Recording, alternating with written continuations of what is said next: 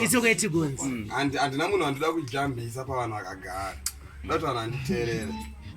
Ndizvo?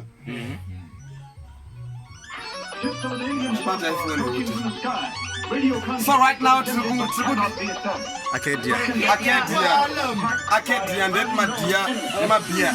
Sando kuna mwari nekomberera Ti-Gonzi from kid to king and skutaura zvana big shots babe wangu mu straight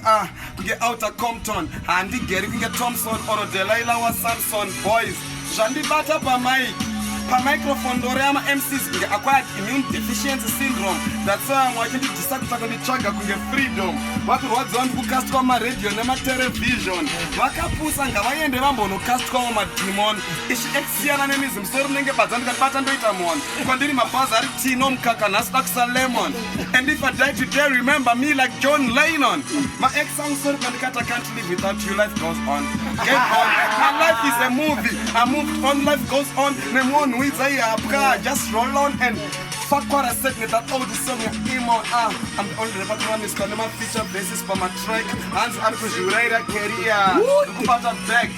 took the toad and didn't hashtag my buzz I'm a force kunge smile effect I'm here to stay kwandiri muri vana call me dead kukompita neni is suicide cause I'm committed vamwari kundinetera collabo but I'm going to do the work remember these motherfuckers never loved us Kuchaka beef makasara report to my back kutola chokwadi ndiri sober ndotokudai muri 6 pack